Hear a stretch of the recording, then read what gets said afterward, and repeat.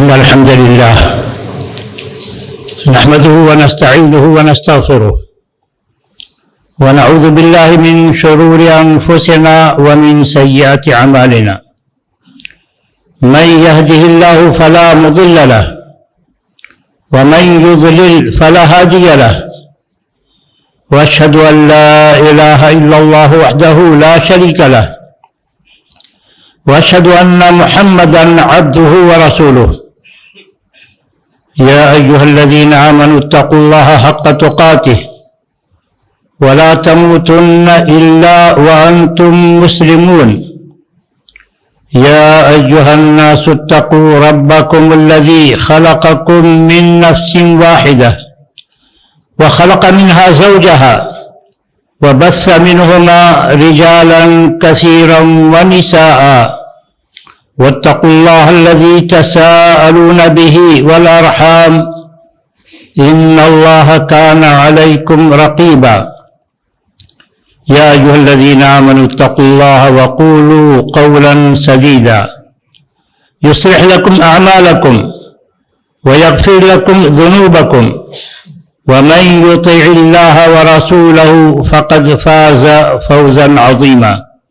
أما بعد، فإن خير الحديث كتاب الله، وخير الهدي هدي محمد صلى الله عليه وسلم، وشر الأمور محدثاتها، وكل محدثة بدعة، وكل بدعة ضلالة، وكل ضلالة في النار. أعوذ بالله من الشيطان الرجيم. بسم الله الرحمن الرحيم.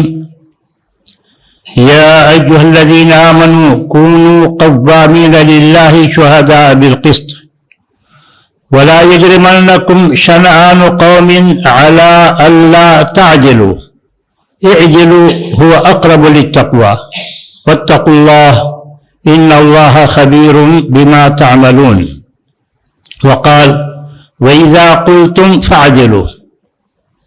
اللہ تبارک و تعالیٰ نے ان آیتوں میں بتایا ہے کہ اے ایمان والو، اللہ کے لیے دین کو قائم کرنے والے بن جاؤ، اللہ کے لیے انصاف سے گواہی دو.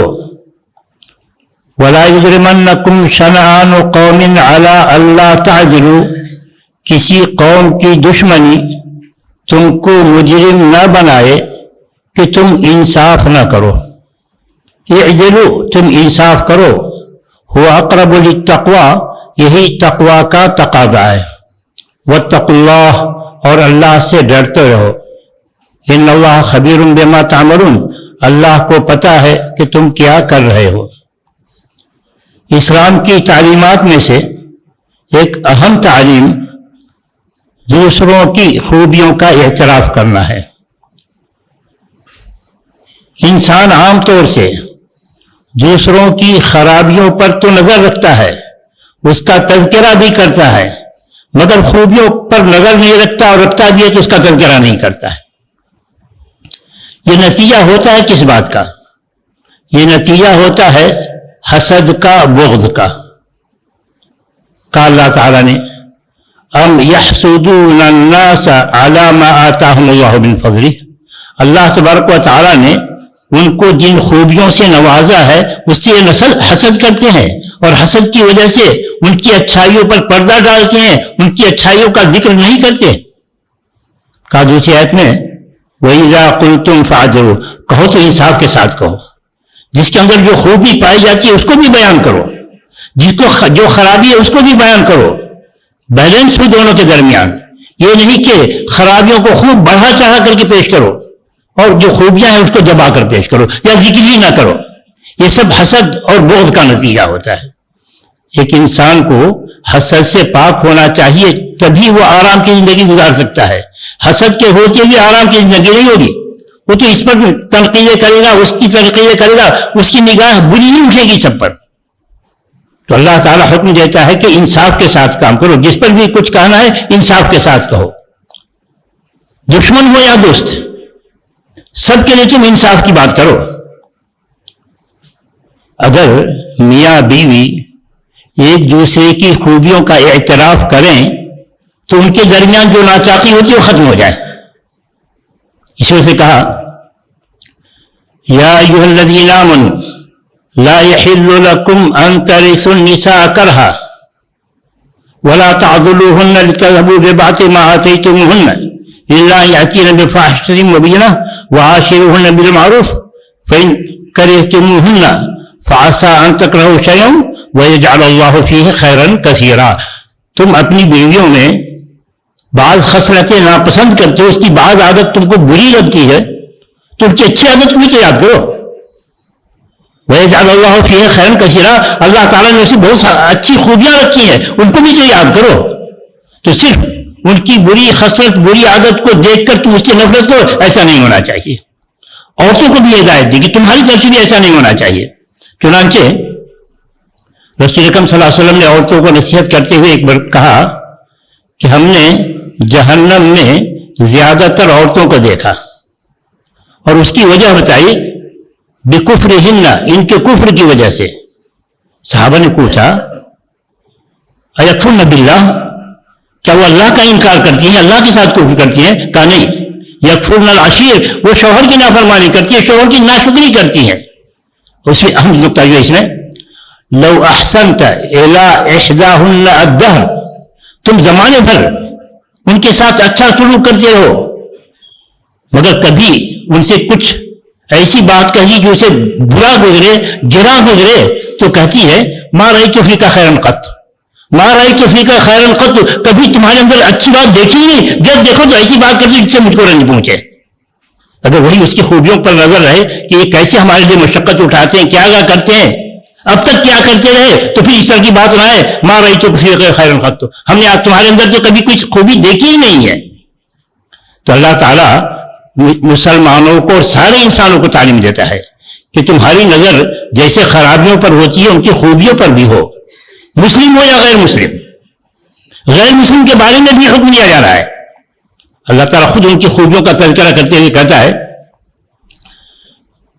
من اہل الکتاب من ان تأمنہ بقنطار یؤدہ الیک، سب اہل کتاب کو، اہل کتاب جو اللہ کی کتابوں پر، اللہ پر ایمان رکھتے ہیں، اللہ کی کتابوں پر ایمان، یعنی ایمان کی ساری چیزیں پائی جاتی ہیں، صرف ان کے اندر کمی ہوتی ہے تو محمد صلی اللہ علیہ وسلم کو رسول نہیں مانتے، قرآن کو اللہ کی کتاب نہیں مانتے، مگر باقی ایمانیات ان کے اندر موجود ہیں.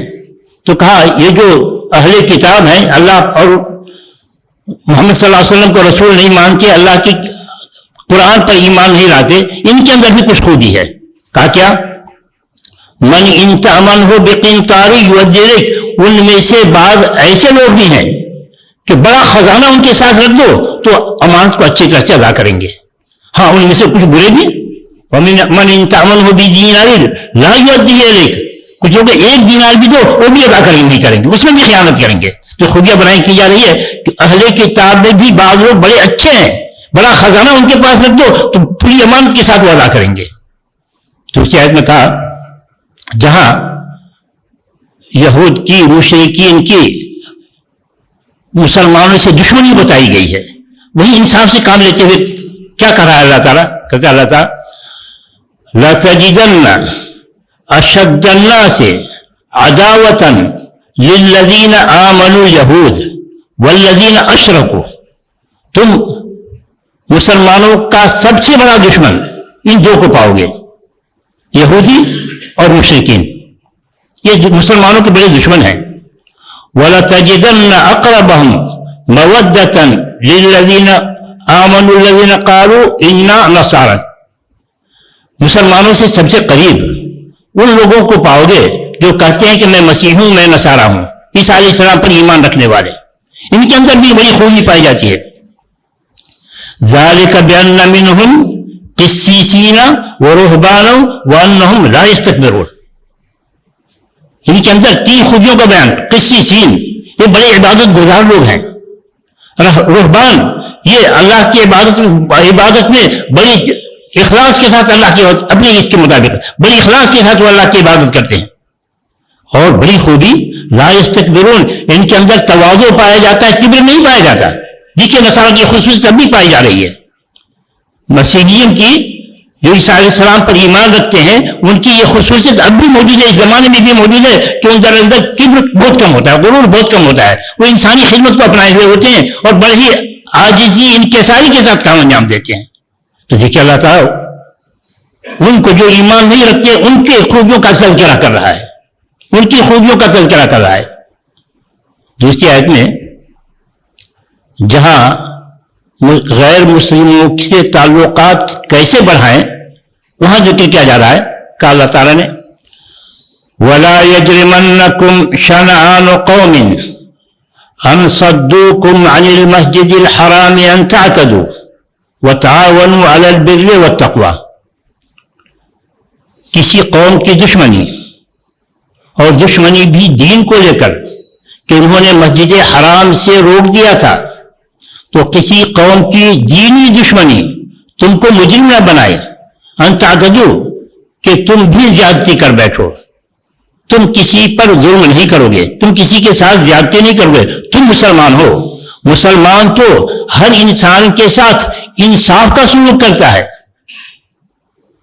پھر آگے کہا جا رہا ہے وَتَعَاوَنُوا عَلَى الْبِرِّ وَالتَّقْوَى، اچھے کاموں میں ان کا ساتھ دو اور ان کا ساتھ دو.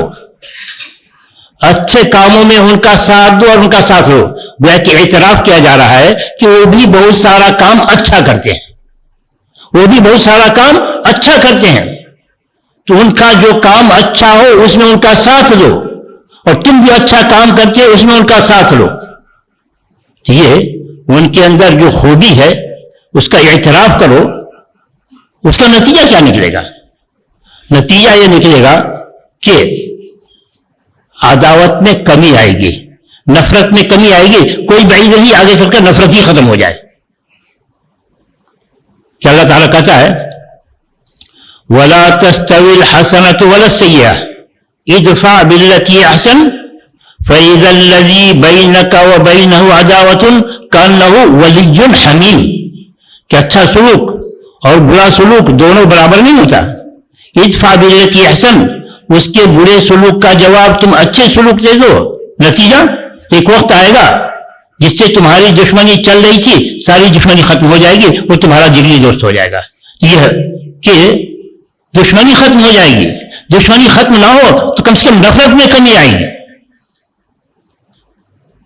اور رسول اکرم صلی اللہ علیہ وسلم خود دوسروں کی خوبیاں بیان فرماتے تھے تاکہ صحابہ ان خوبیوں کو اپنائیں.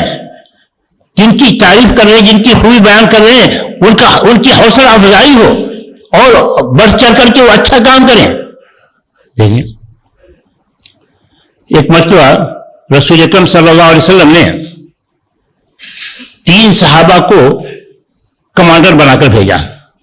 کہا اللہ تعالیٰ نے گویا کہ بدریہ یہ بتا دیا تھا کہ یہ معرکہ بڑا ہی سخت ہوگا، یہ جنگ بڑی ہی شدید ہوگی. تو زید، جعفر ابن رواحہ کہا کہ یہ 3 کمانڈر ہوں گے. پہلے یہ کمانڈر کے ہاتھ میں جھنڈا دیا جاتا تھا، تو کہا جھنڈا دیا گیا کہ یہ شہید ہو جائے تو فلاں لے، یہ شہید ہو جائے تو فلاں لے. 3 کو ایک بعد کے لیے بتایا گیا. اور اللہ تبارک و تعالیٰ اللہ کے رسول صلی اللہ علیہ وسلم کو جو کہ مدینے میں تھے اور وہ محاذ پر ہیں، جنگ ہو رہی ہے، اللہ تعالیٰ سارا منظر دکھا رہا ہے، سارا منظر دکھا رہا ہے. کہتے ہیں صحابہ جو مدینے میں تھے ان کو بتاتے ہیں اخذ الرایۃ زید فاصیب، جھنڈا زید نے تھاما اور وہ شہید کر لیے گئے. اخذ الرایۃ جعفر فاصیب، جعفر نے جھنڈا تھمایا وہ بھی شہید کر لیے گئے. کہا اخذ ابن رواحۃ فاصیب، اس کے بعد ابن رواحہ نے جھنڈا تھاما وہ بھی شہید کر لیے گئے. حتی اخذها سیف من سیوف اللہ حتی فتح اللہ علیہم. یہ تعریف ہے، ان کی خوبی بیان کی جا رہی ہے. ان میں سے ایک بہادر لیڈر کھڑا ہوا، بہادر کمانڈر کھڑا ہوا. دوسری حدیث سے معلوم ہوتا ہے کہ ہم نے اس کو بنایا نہیں تھا، وہ خود آگے بڑھ کر کے لیا. من غیر امرتن کا لفظ آتا ہے کہ ہم نے نہیں بنایا تھا، مگر اس نے دیکھا کہ محل موقع بڑا ہی نازک ہے، اگر ہم نے نہیں سنبھالا تو ہماری فوج شکست کھا جائے گی. بڑھ کر جھنڈا سنبھالا، بے جگری سے لڑے، یہاں تک کہ ان کو شکست دیا. تو کہا حتی اخذها سیف من سیوف اللہ، یہ پہلا لقب جو ان کو مل رہا ہے خالد بن ولید کو، سیف من سیوف اللہ. ان کی خوبی کا، ان کی خوبی بیان کی جا رہی ہے کہ وہ تو سیف من سیوف اللہ ہے، وہ اللہ کے لیے تلوار ہے. وہ من سیوف اللہ، اللہ کی تلواروں میں سے ایک تلوار ہے وہ. یہ ان کی خوبی بیان کی جا رہی ہے، تعریف کی جا رہی ہے، ان میں حوصلہ افزائی کی جا رہی ہے. تو اس طریقے سے انسانوں کی خوبی بیان کرنے سے اس میں اس کی حوصلہ افزائی ہوتی ہے. اور رسول اکرم صلی اللہ علیہ وسلم نے مختلف موقع سے بیان کیا. نفرتوں کو ختم کرنے کے لیے غیروں کی خوبیوں کو بیان کرنا، یہ انہی میں سے رسول اکرم صلی اللہ علیہ وسلم نے نبوت سے پہلے قریش اور بنو کنانہ، یہ دو قبیلوں کے درمیان کافی دنوں سے جنگ چلی آ رہی تھی. تو ایک حلف الفضول معاہدہ ہوا، اس معاہدے میں آپ شریک تھے، اس معاہدے میں آپ شریک تھے، اور جس کی وجہ سے سالوں کی جنگ اس میں ختم ہو گئی. اس کی خوبی بیان کرتے ہوئے آپ کہتے ہیں کہ عبداللہ ابن جدعان کے گھر میں جو یہ معاہدہ ہوا تھا اور جس کی وجہ سے خون ریزی ختم ہوئی، وہ بڑا ہی بہترین معاہدہ تھا. اس طرح کا معاہدہ اگر اب بھی ہو مشرکین کے ساتھ تو میں اس میں قبول کرنے کے لیے تیار ہوں، میں اس کو شریک ہونے کے لیے تیار ہوں. تو اس طریقے سے اسلام مسلمانوں کو تعلیم دیتا ہے کہ تم لوگوں کی خوبیوں کا اعتراف کرو، تسلیم کرو.